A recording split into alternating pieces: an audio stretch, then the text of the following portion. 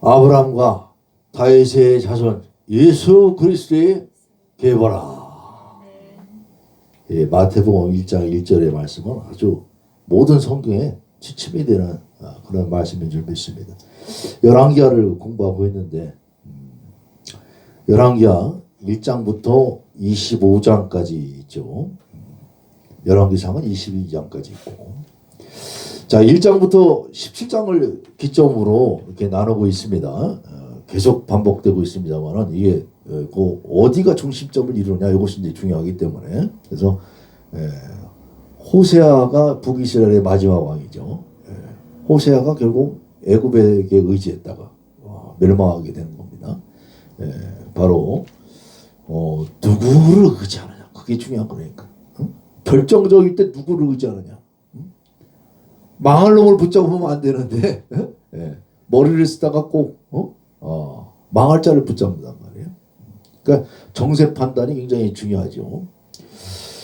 그 주전 9세기 중반부터 북왕국이 아수르에게 멸망한 BC 722년까지 이르는 북이스라엘과 남유다, 이렇게 북왕국과 남왕국, 남북의 그 분열됐던 역사를 그대로 다루고 있고요. 18장부터 25장까지 여기서의 중심은 이제 결국 이제 북이스라엘 멸망에도 불구하고 회개치 아니한, 특히 므낫세의 죄악 때문에 결국 유다마저도 멸망할 수밖에 없는 그런 말씀이 기록되어 있는데, 여기에서 이제 가장 중심적인 왕들은 히스기야와 요시야, 그리고 마지막에 하나님의 은혜로 바벨론 궁중에서 해방 사건을 맞이하는, 석방되는, 감옥에서 석방되는 여호야긴 왕. 짧게 기록되어 있습니다만 여호야긴이 석방되는 것으로 뭔가 우리에게 자그마한 신뢰 같은 희망을 주고 있는 것을 보게 됩니다. 특히 저는 이런 생각을 했어요. 바벨론 왕에게 마지막에 시드기야가 치드기야야. 치드기야가 뭐냐면 제데크야. 제데크가 의롭다는 거야. 하나님이 의롭다고 세워준 왕이 결국은 바벨론 왕에게 사로잡혀 가지고 또 애굽을 의지하고 있다가 북이스라엘에서 멸망한 것처럼 두 눈이 뽑히게 되는 사건이 나오죠. 실제로 있었던 사건이기도 하지만 전 열왕기 저자의 이 말씀이 두 눈이 뽑히는 인생들이 됐다 이거야. 전부 캄캄한 인생들이 됐다 이거야. 캄캄한 절벽 같은 저 지옥 속으로 들어가는 그러한 인생들 가운데 그래도 바벨론에서 들려오는 희망적인 소식이 있는 겁니다. 여호야긴을 통해서. 그래서 여호야긴은 뭡니까? 여호야킨, 하나님이 세우신다 이거야. 하나님 세우셨다는 건 뭐냐면 준비된 자라는 얘기예요. 준비시키고 있는 거야. 나락으로 떨어진 게 바로 준비시키시고 세우시고 하는 하나님의 역사인 줄 믿고 우리가 말씀을 계속 공부해 보도록 하겠습니다. 자, 열왕기하 주요 연대기 아까 대충 설명을 드렸습니다. BC 853년에 카르카르 전투, 성경에 나오지 않았지만 이 전투를 통해서 아수르가 좀 주춤하고 있었던, 그러니까 아수르가 주춤하니까 상대적으로 북이스라엘이 강성해지는 거예요. 강대국들이 큰 힘을 발휘하지 못하니까. 그래서 이때는 아합과 여호사밧, 아합이 이스라엘 왕에 즉위하고 여호사밧이 유다 왕을 즉위했는데 이 아합과 여호사밧이 사돈관계를 맺는다고요. 그러니까 남북이 하나가 됐으니까 얼마나 힘을 발휘했겠어요.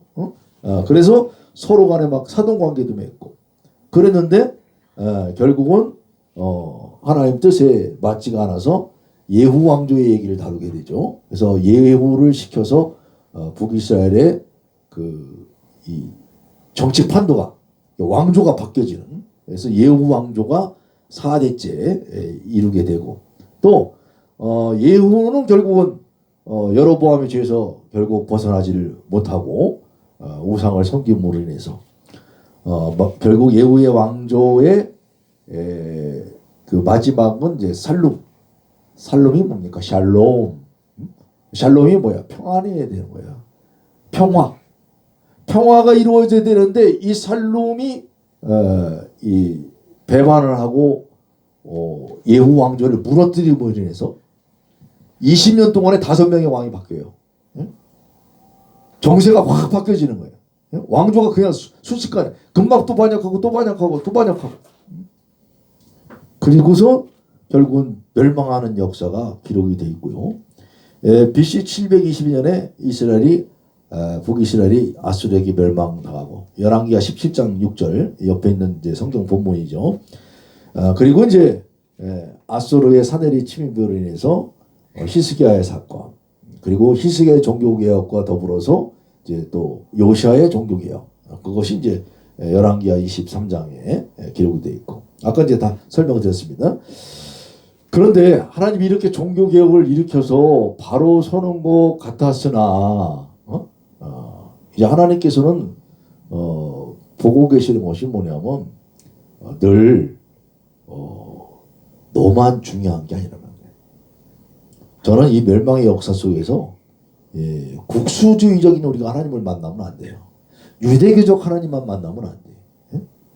예수님이 오셔서 찾은 잃어버린 이스라엘 이방인에게까지 전파가 돼가지고 온 세계를 치리하시는 그러한 예수 그리스도의 세계를 만나는 우리 모두가 되길 바랍니다.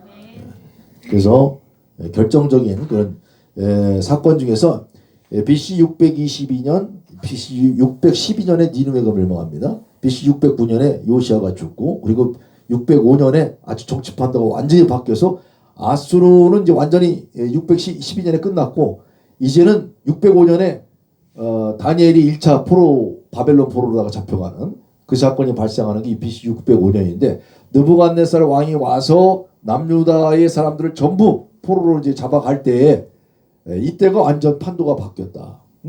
절대로 이제 애굽을 의지할 수도 없고 할 수도 없는 그런 상황이 되어서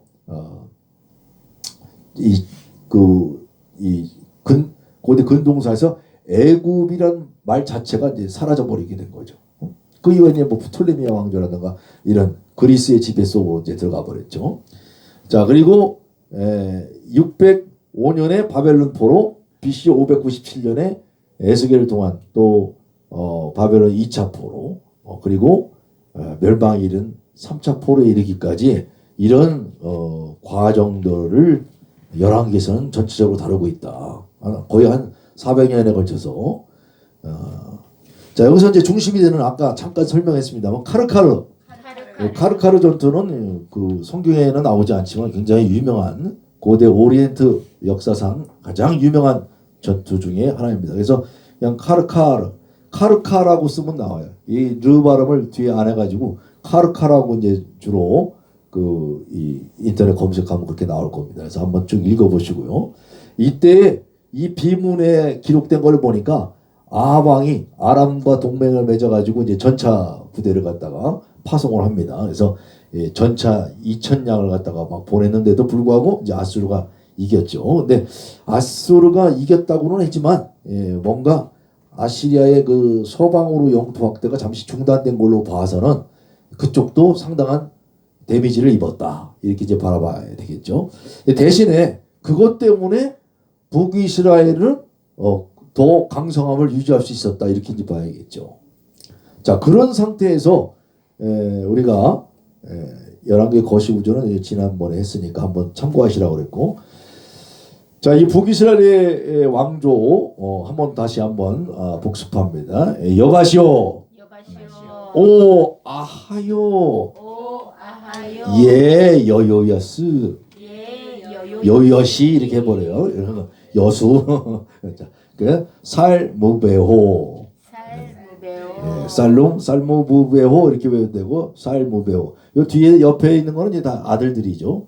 여기 이제 왕조가 이렇게 이제 바뀌어 왔는데, 이 왕조 중에서 열왕기가 다루고 있는 왕조의 가장 결정적인 문제점은 이제 오므리 왕조. 그래서 오므리 왕조의 아합의 아들 아하시아와 요람, 이 얘기가, 또 예후 왕조의 또 요아스 여로보암 2세, 예후 왕조에서는 여로보암 2세, 요때 굉장히 강성해집니다. 그리고 이 묘하게도 여로보암이 이끈 문제점이 여로보암 2세, 오죽하면 지 이름을 그 여로보암의 이름을 따고 싶었겠어요. 그러니까 여로보암 2세 때의 심각성이 그러니까 부국강병을 이뤘지만 늘 그 문제가 있는 거예요. 그러니까 뭔가 막 부국강병을 이뤘을 때 이때 교만해진다고요. 그러니까 우리가 뭔가 막 풍족하고 그러면 교만해지기 쉬워요. 그래서 늘 풍족하면 나누는 삶을 살아야 돼요. 풍족하면 풍족할수록 나누는 삶. 또 없는 가운데서 나누는 사람이 두 종류가 있는데 너무 많이 벌어서 야 이거 이렇게 주신 이거 내가 번 게 아니야. 내가 번 게 아닐 때 내놓고 어중간할 때는 잘 못 내놔. 근데 아주 없을 때 아주 없을 때는 없는 사람의 심정을 알아. 그래서 콩알 한쪽도 나눠 먹는다는 말이 무슨 말인지 알아요. 콩알 두 쪽이 하나 있으면 두 개 다 내가 먹질 않고 하나만 먹어도 난 돼.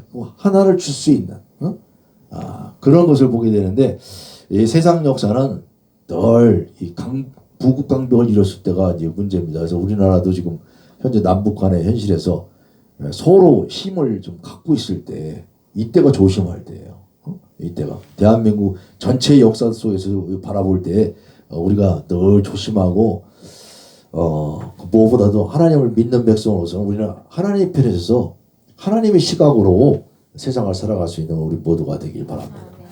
자, 이 오므리 왕조 얘기했어요. 자, 오므리 왕조의 아합과 여호사밧이 사돈 관계를 맺고 그래서 아합의 딸 아달랴를 여호사밧의 아들 여호람에게 주어서 이런 이제 사돈 관계가 된 거죠. 사돈 관계를 했는데 여기에서 그 이름이 같은 이름들이 나와요. 요람, 여호람, 요람이에요. 또 똑같이 남유다나 북이스라엘과 같은 이름이 나오기 때문에 성경을 읽을 때는 좀 헷갈리는데 요 가계도를 제대로 알면은 이제 좀 그 헛갈림이 좀 그래도 상쇄가 되죠. 또 북이스라엘 이제 아시아 왕이 남유다에도 또 아시아 왕이 있어. 그러니까 여기서 이제 막 이게 도대체 누구 얘기를 하는 거야? 열왕기를 일단 이제 정신이 없는데 요 관계도를 잘 알고 하나님은 왜 같은 이름을 두면서 뭘 말씀하시나? 하나님 이름을 갖다 걸머진 사람들 하나님을 빙자하는 거지. 쉽게 얘기하면 하나님이 도우신다고 하면서 하나님이 돕는다고 하는데 거꾸로 애굽을 의지하거나 아수르를 의지하거나 바벨론을 의지하거나 지금 떠오르는 사람이 누구냐? 요즘 말로 치자면 정권 누구 어디에 줄 설까? 여권에 줄 설까? 야권에 줄 설까? 바로 이와 같은 거죠. 그러니까 그런 하나님의 이름을 빙자해서는 곤란하다.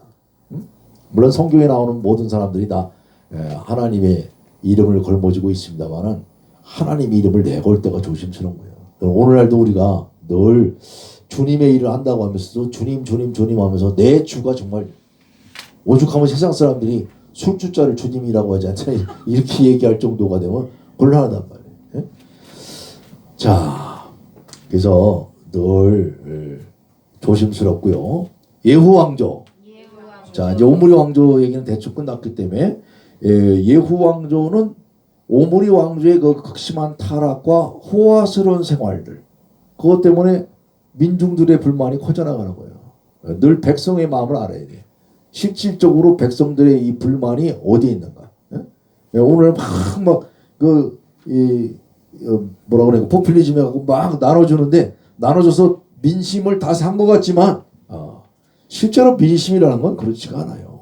뭘 줬다고 민심이 막 금방 좋아지고 그런 게 아니라 공정한 일을 하느냐. 오늘 우리나라의 지금 불공정 사회를 바라보면서 뭔가 이 법치가 좀 제대로 섰으면 하는 그런 바람이 있잖아요. 그러니까 뭐 무슨 검찰총장이 막 그 대선 후보 내걸지도 않는데 왜 1위가 막 되고 그럽니까? 그런 민중들의 염원을 알아야 돼요. 근데 이 민중들의 염원을 안다는 게 이거 어려워요. 그래서 백성들의 마음을 정말 알 수 있는 우리는 특히 성도들의 진짜 그 불만을 알 수 있는 우리 모두가 되길 바랍니다. 그래서 엘리사는 이제 그래서 말 안 들으면 어떻게 됩니까? 기름 부음을 주는데 예후한테 기름 부음을 줬죠. 그래서 제자를 보내서 예후에게 기름 몸을 기름을 붓고 그를 북이스라엘의 왕으로 세운다. 예. 교회도 이런 일들이 비일비재해요. 막 부교육자가 되고 이 따르는 성도들이 막 많으면은 이거 우쭐해지는데 권한은 누구한테 있어? 담임 목사한테 있죠. 그러니까 담임 목사가 어떻게 물갈이를 하죠. 예, 바로 이런 사건들. 뭐 세상도 마찬가지고. 늘 하나님의 일이 됐든 세상 일이 됐든 그걸 알아야 돼요. 늘 교만하지 말고 조심스럽고 겸손해야 되고. 자, 그래서 예후가 곧 군대의 장군들과 함께 혁명을 일으키고 북이스라엘의 왕이 됐는데 이 예후는 너무 많은 사람들을 죽이죠. 단기간에. 예? 예후가 한 일이 뭡니까? 남북의 왕을 다 죽여버렸어. 그리고 이 왕조를 가져오게 됐는데 요 다음에 제가 기록을 해놨습니다. 예후 왕조의 피해 숙청은 오므리 왕조의 주변 국가와의 동맹 체제를 한꺼번에 파괴했다. 우리는 있잖아요. 저 사람만 없으면 될 것 같아. 근데 저 사람을 둘러싼 그 사람들도 알아야 되는 거예요. 내가 남을 흥하게 못해도 남을 망하게 하는 데는 아주 그 최고인 사람들이 있죠. 그러니까 이 오므리 왕조가 문제가 있었다고 해서 거기를 싹 다 죽여버리면 곤란한 거예요. 남유다도 마찬가지로. 그러니까 남북의 왕이 다 죽어버리니까 어떻게 돼요? 그 사람들하고 동맹 관계를 맺었던 그 관계들이 파괴가 된단 말이에요. 그래서 이 주변 국가와의 동맹 체제 와해로 북이스라엘은 물질적 번영의 주요 원천을 상실해요. 다 죽이고 내가 다 독차지하면 될 것 같았는데 결국 그들의 노하우가 있었단 말이에요. 그들의 노하우는 배제했기 때문에 결국 동맹 관계가 다 떨어져 나가게 되니까 잘 살 수가 없게 되는 거죠. 그리고 무엇보다도 국제관계를 잘 모르는 거예요. 우리끼리만 되니까. 우리끼리가 되려면 남을 잘 알아야 돼요. 그래서 다른 사람이 공격을 하면 왜 나를 공격해?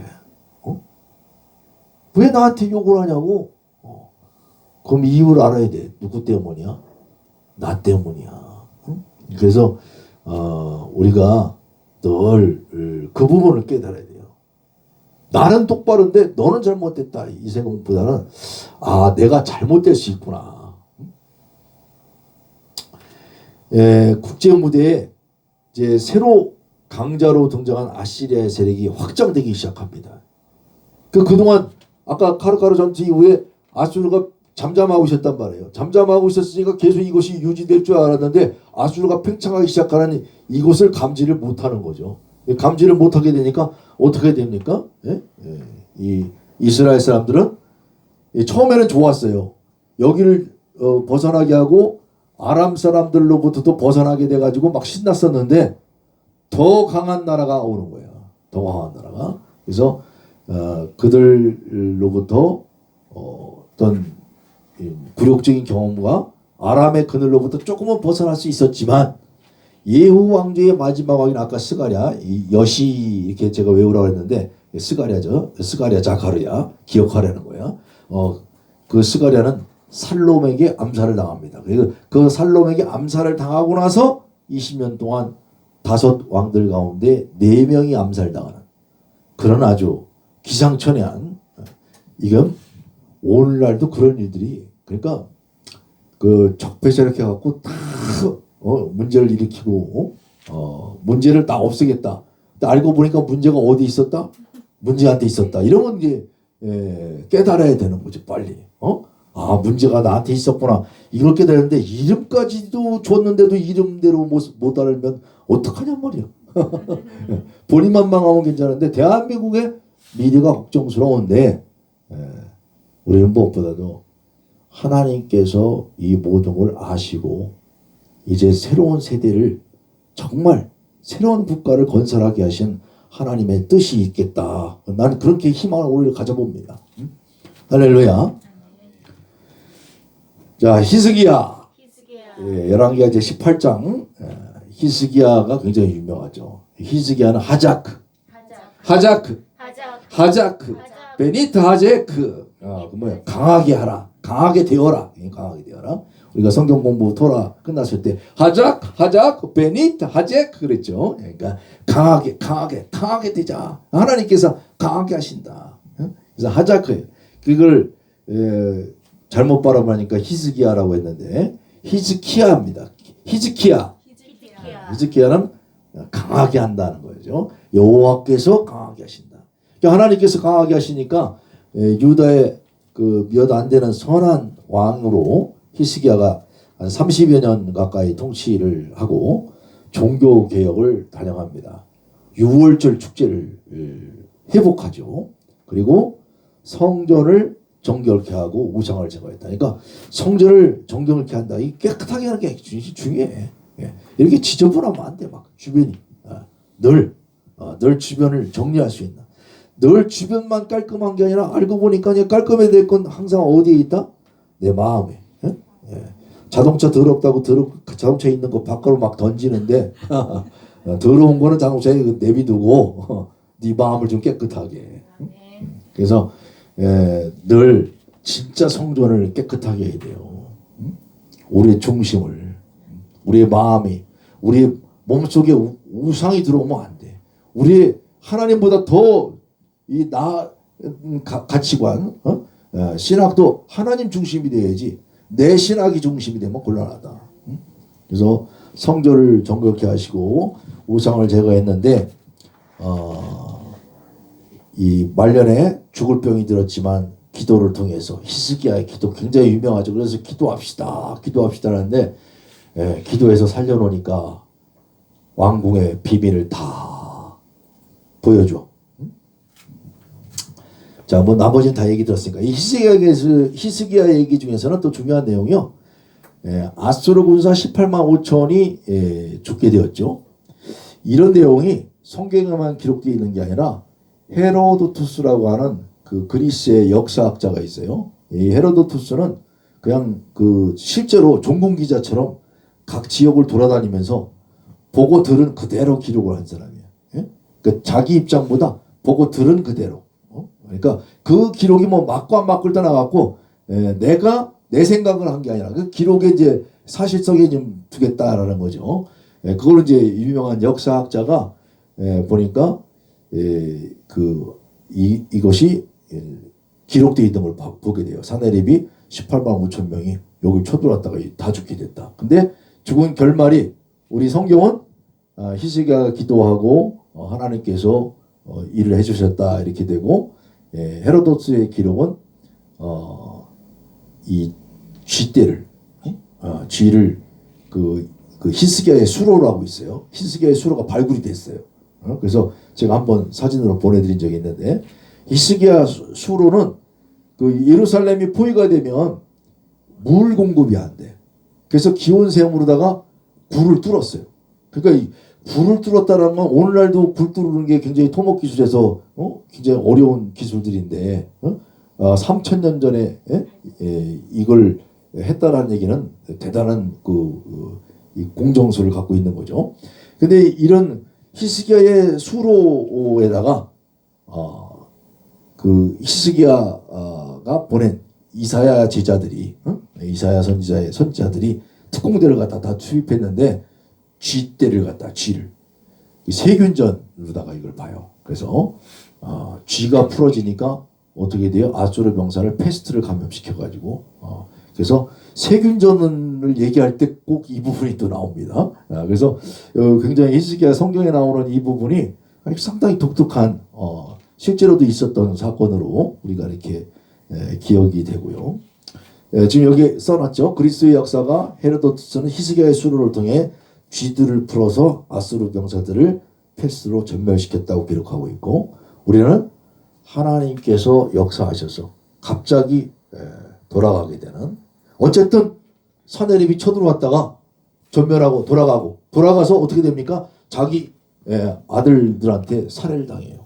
그리고 아수르는 이제 정권에 엄청난 또 소용돌이가 일어나죠. 어쨌든 하나님 백성을 건드렸다가 망하게 되는 주변 아수르의 사건을 우리는 보게 됩니다. 메나세는 남왕국 멸망의 주범이죠. 그래서 므낫세의 죄 때문에 결국은 유다를 멸망하게 되는 열왕기 기자는 그렇게 기록을 하고 있는 걸 보게 됩니다. 나머지 내용은 이제 쭉 읽어보시고요. 그 므낫세는 그 히스기야와는 달리 어떤 죄를 저질렀느냐? 아버지는 그렇게 개혁 열심히 했는데 바알과 아세라를 다시 불러들여. 그리고 성전 뜰에다가 1월 성신 제단을 두었다. 그러니까 이 전체를 다 신을 섬기는 거예요. 그러니까 오늘날 우리로 치자면 자축인묘 진사오묘 신유술에 이거를 다 상을 놓는 거예요. 쉽게 얘기하면. 우리나라 민화에도 보면 이 쥐나 뭐 이런 게 사람으로 의인화시켜 가지고 막 자축인묘 진사오묘 신유술 이렇게 해놓은 걸 보게 되는데 그런 것들을 막 놓고 또 자기 아들을 불가운데로 지나가게 하고 점치고 아까 모압 왕 메사가 자기 아들을 불살라 버리듯이 그런 일을 저질렀다 이거예요. 그러니까 바로 이 신접한 자와 박수를 신임하고 철저한 우상 숭배자였다. 므낫세라는 이름은 그 요셉의 아들 장자 이름이죠. 므낫세. 애굽에서의 고통을 다 잊게 하셨다. 그래서 잊어버리겠다 했더니 므낫세는 아예 하나님을 잊어버렸어. 그래서 자기가 만든 무엇보다도 자기가 만든 아세라 목상을 성전에 세웠다는 거예요. 그래서 우리가 늘 깨달아야 될 게 자기가 만드는 게 문제예요. 내가 뭘 만들고 있는가. 오늘날 우리는 우리가 우리 머릿속에 뭘 만들어내고 있는가를 생각해야 돼요. 우리 늘 로마서 8장 영의 사람은 영의 일을 생각하고 육의 사람은 육체의 소욕을 쫓는다고 그러는데 우리가 늘 하나님 말씀 앞에 바로 서가지고 나 자신을 좀 내려놓고 주님의 일을 늘 생각할 수 있는 우리 모두가 되길 바랍니다.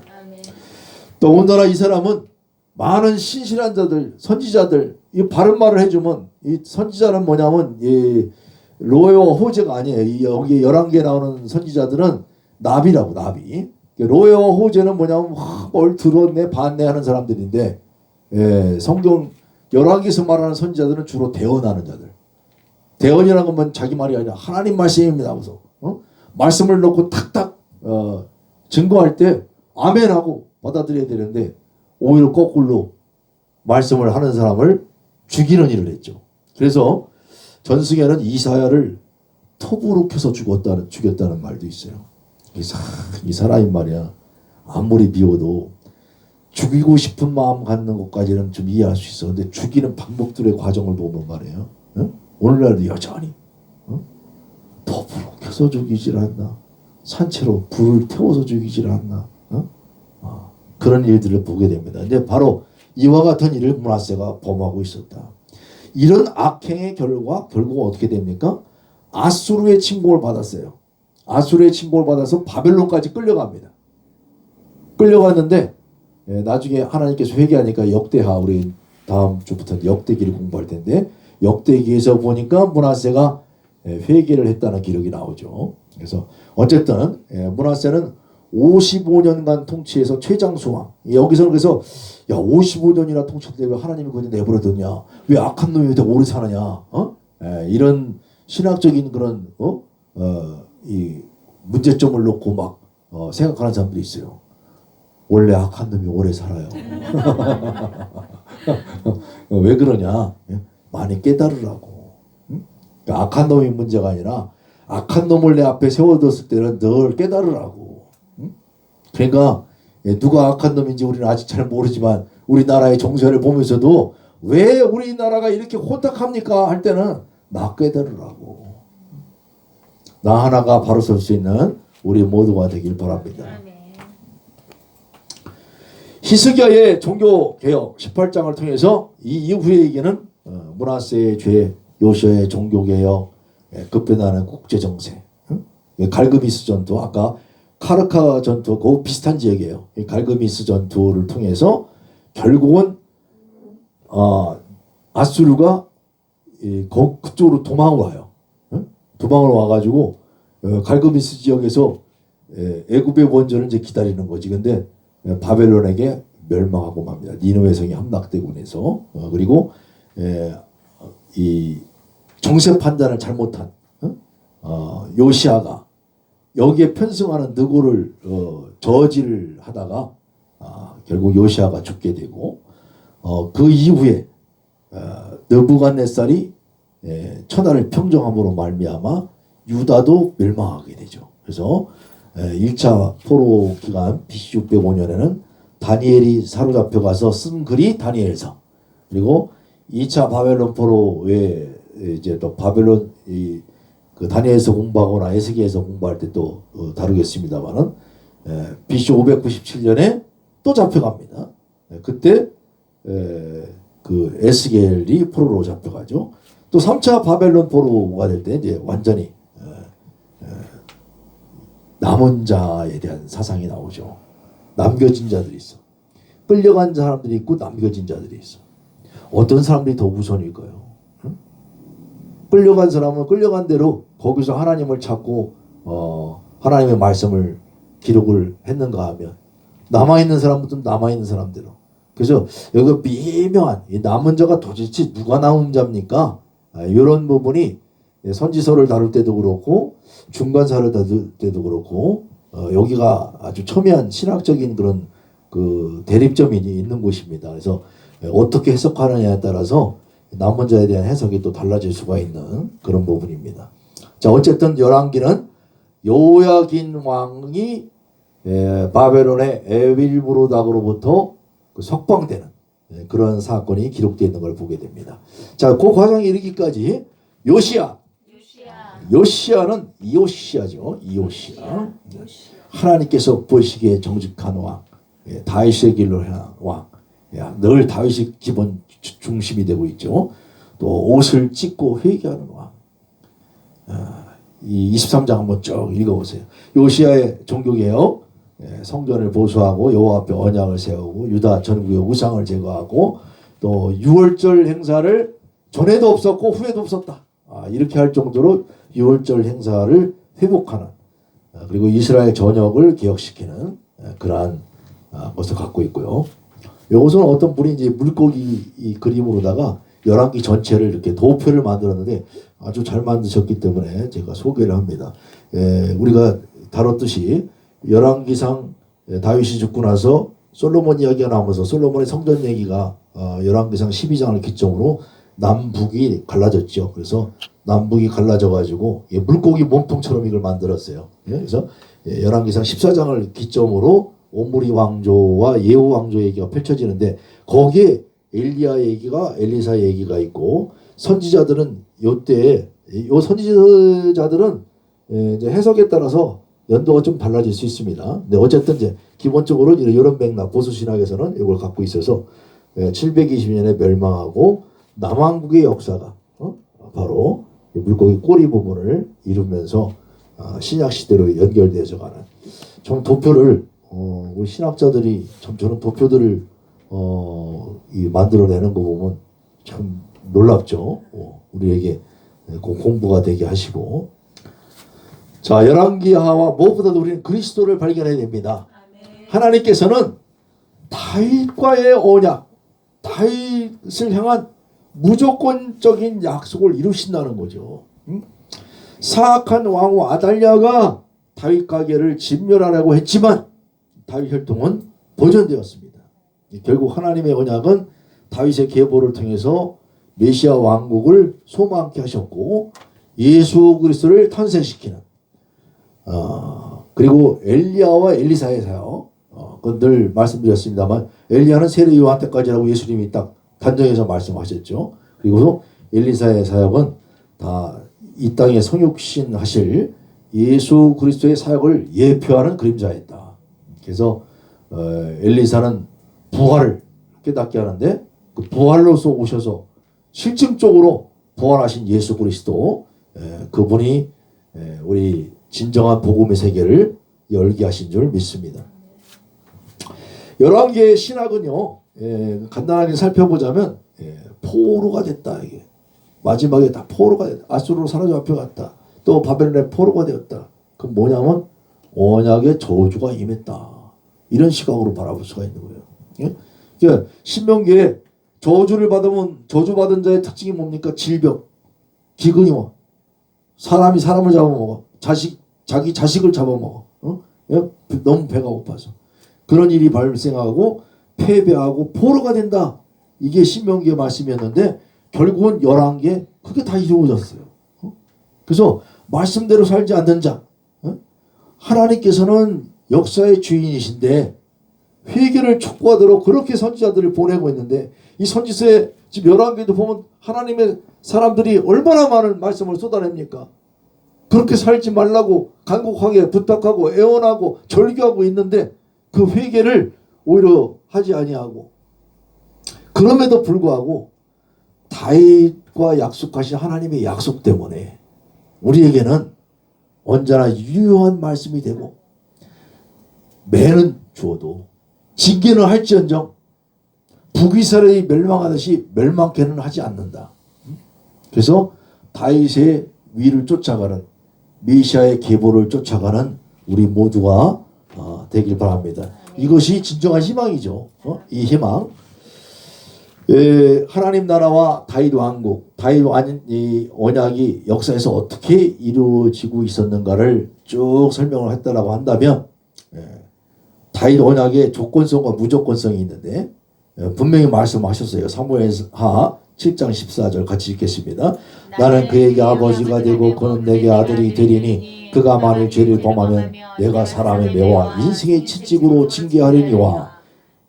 아니 요거는 이제 제가 쓸고 인생의 채찍으로 징계하려니와.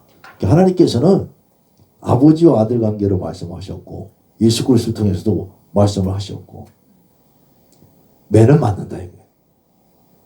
매는 맞지만 내 아들이 아닌 건 아니다 이거예요. 매는 징계는 주어도 결국 채찍으로 맞게 하는 데는 뭡니까? 깨달으라고. 언제까지 맞을래 그러는 거지.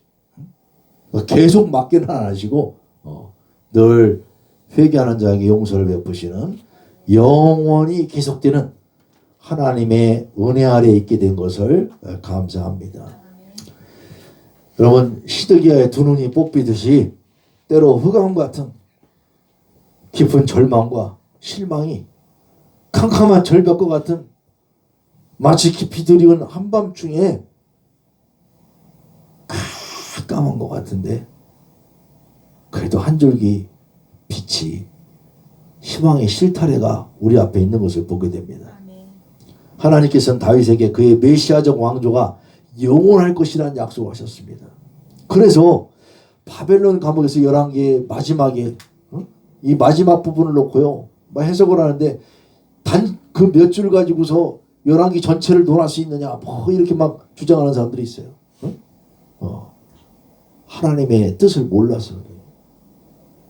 정확하게 11개의 역사를 해놓으신 이유는 신랄 같은 희망을 주시기 위해서. 그래서 언약의 확실성을 확인하게 되는 한 줄기 빛으로서 우리에게 오늘도 우리의 삶이 해방되는 우리의 삶이 되기를 원합니다. 단어 선포하고 말씀을 맺도록 하겠습니다. 히즈기야, 메나세, 요시야, 찌드키야. 히즈키야 하자크하게 하신다. 하나님께서 야가 하자크하게 하신다. 메나세 있게 하신다. 요시야 또 하나님께서 도우신다. 나사 한다는 거예요. 찌드키야 제데크 하나님은 제데크 의로우신 하나님이시다. 우리 무엇보다도 빨리빨리 지나간 것들은 잊어버리고 앞에 있는 건 붙잡고 나가서 하자크 베니트 하제크 늘 강하게 되는 우리의 삶이 되기를 예수 그리스도의 이름으로 축복합니다.